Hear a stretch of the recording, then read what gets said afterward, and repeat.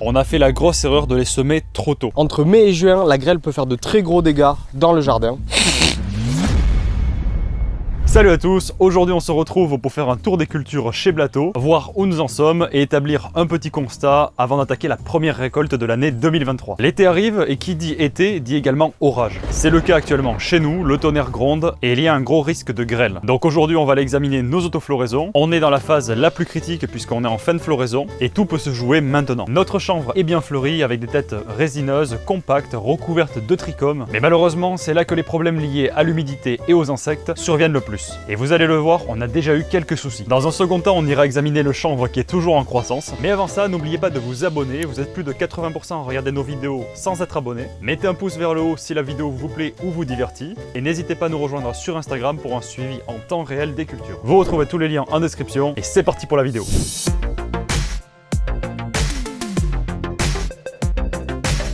On en est donc à la 7e semaine de floraison. Sur le cycle complet depuis le semis, on est à environ 80 jours, ce qui est donc dans la plage logique de récolte. Entre 80 et 100 jours en moyenne pour ce genre de variété. Les trichomes étaient transparents et sont quasiment tous passés à une couleur blanche, opaque, laiteuse sur les CBG. Et sur les CBD, on a une sorte d'oxydation. T'as vu comment j'illustre l'oxydation? De maturation des cannabinoïdes qui amène les trichomes à prendre une couleur un peu ambrée. C'est un des éléments les plus surveillés pour connaître le moment optimal de récolte, même si chacun a sa petite théorie sur le sujet. D'ailleurs, si vous-même avez des méthodes pour savoir quand récolter, vous pouvez nous les partager en commentaire.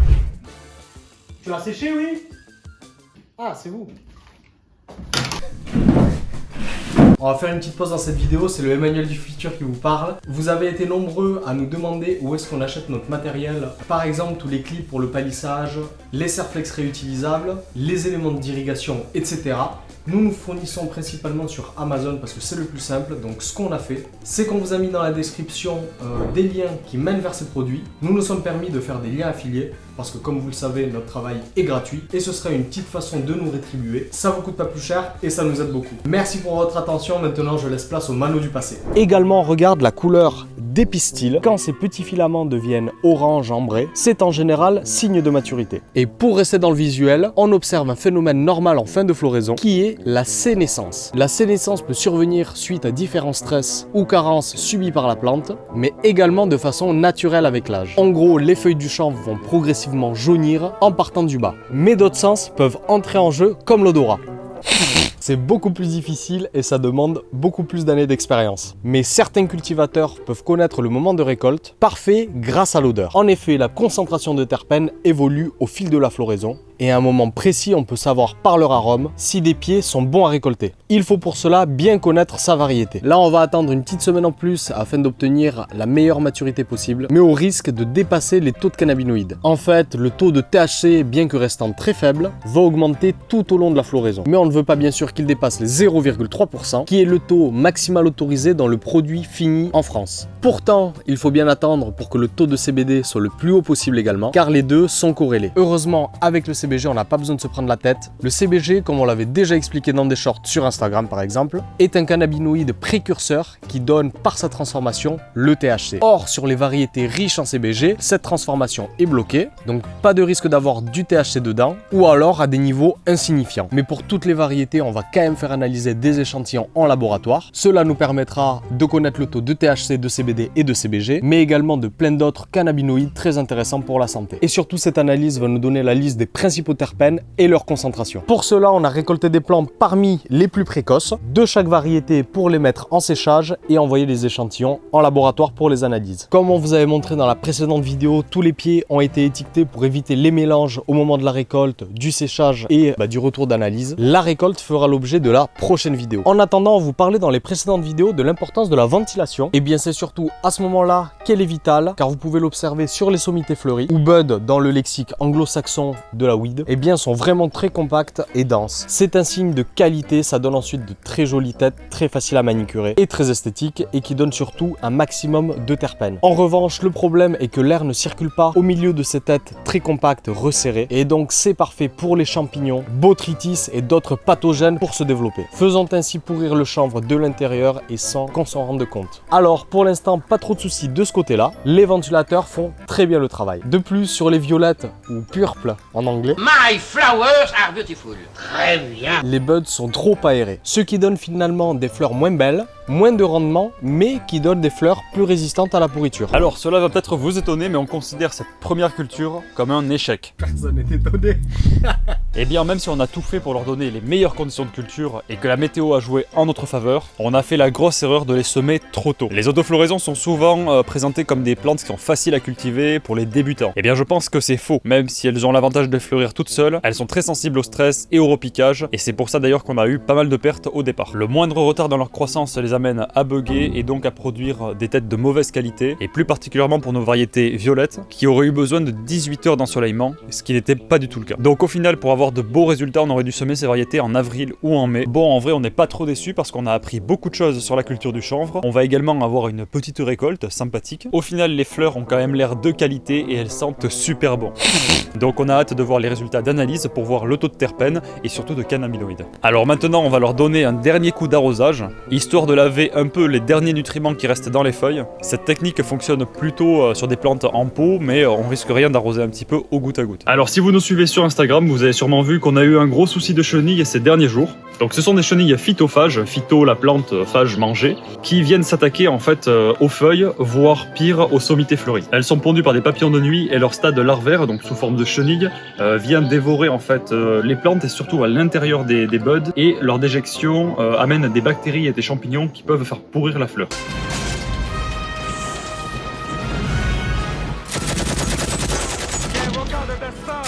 Elles sont très difficiles à identifier au départ puisqu'elles viennent se loger à l'intérieur des têtes comme on l'a dit. Donc c'est pour ça qu'on contrôle absolument tous les jours chaque tête, chaque plante. Alors bien évidemment il existe des solutions de traitement, que ce soit en conventionnel ou en biologique. Je pense notamment au BT, le Bacillus thuringiensis, dont vous avez été plusieurs sur Instagram à me soumettre l'idée. C'est un insecticide naturel à base de bactéries qui vont venir s'attaquer en fait aux chenilles et aux larves. Mais on n'a pas voulu traiter pour différentes raisons, notamment que l'attaque était localisée à l'entrée de la serre et sur les zones non ventilées, donc on a pu s'en débarrasser manuellement. Et surtout qu'une pulvérisation foliaire sur les fleurs à ce stade-là aurait pu être catastrophique au niveau de l'humidité et donc engendrer des moisissures. Nous revoilà maintenant dans notre pépinière, là où on fait germer nos graines. On a semé nos dernières graines de la saison sur une variété CBG. Photopériode bien sûr qu'on plantera en serre ou en extérieur selon la place disponible. Pour ce qui est des autres CBD qui ont été semés il y a plusieurs semaines, on les a sortis de la serre pour une raison très simple. On a remarqué que les branches s'étiraient, s'étiolaient même, dans la serre, et ce qui nous donne des pieds hauts et grands alors qu'on veut plutôt des petits buissons. La différence était impressionnante entre les fast buds qu'on a plantés dehors et les photopériodes qui sont restés dans la serre. On va aller voir juste après leur évolution, mais accrochez-vous parce que c'est démoniaque. Les premières ont connu des conditions rudes avec pas mal de vent et de soleil, ce qui les a poussées à brancher à fond, en laissant que très peu d'espace entre les nœuds de la plante. Alors que les autres qui sont restés en serre ont fait peu de branches, mais plutôt une longue tige principale. En fait, cela est dû à la bâche de la serre qui est partiellement opaque et le champ va chercher un maximum de lumière, donc il va s'étirer plus haut et faire moins de branches. Donc on a décidé de toutes les sortir dehors en attendant de les planter.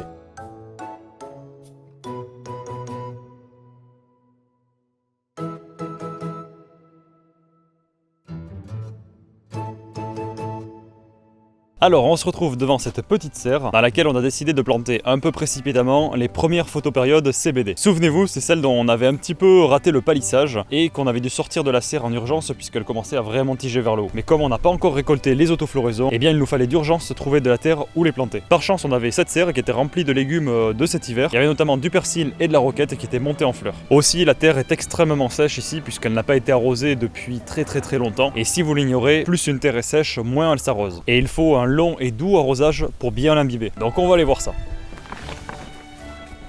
Donc elles sont plantées sur bâche biodégradable. Et également en dessous on a mis un nouveau tuyau goutte à goutte micro-perforé dont on va vous parler très bientôt. On attend d'avoir un peu plus de recul sur l'outil. D'ailleurs, pour plus d'infos sur les outils spécifiques qu'on utilise et des astuces de culture qu'on découvre, on vous les partage dans la lettre privée. Donc c'est le premier lien en description et c'est gratuit, il vous suffit juste d'une adresse mail. Je fais vite parce que je suis en train de crever de chaud. Donc comme vous pouvez le voir, par rapport à avant, elles ont repris vachement des couleurs et le palissage commence à faire vraiment effet. Pour réussir le palissage, du moins en HST ou LST, eh bien on s'est procuré ces petits clips qui sont de simples pièces en plastique mais qui permettent de plier les branches, donc de maintenir un bon palissage. Également, le fait de les avoir plantés dans cette serre va nous permettre de tester une toute nouvelle technique qui va nous permettre de récolter ces plantes plus tôt, mais on vous en dit pas plus, donc si vous voulez en savoir plus sur le sujet, abonnez-vous, cliquez sur la cloche pour recevoir les notifications des nouvelles vidéos et suivez-nous sur Instagram. On se retrouve maintenant avec nos fast buds, c'est des monstres, on les a plantés excessivement tôt comme le reste, mais ils ont su quand même s'adapter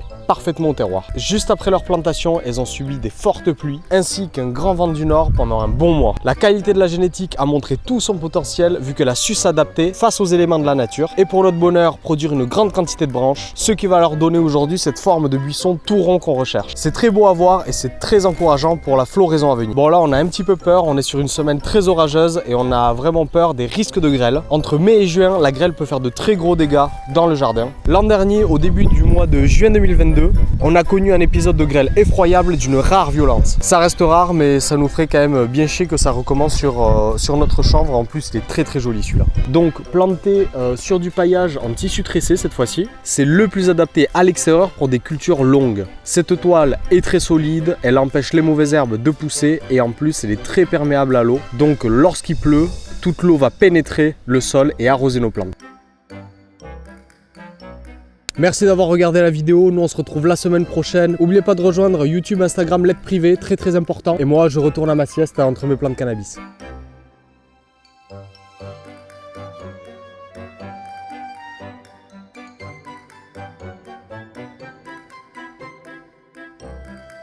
C'est quoi le truc de chauve-souris? Le guano? Ça le fait rire. Ça le fait rire. Le guano de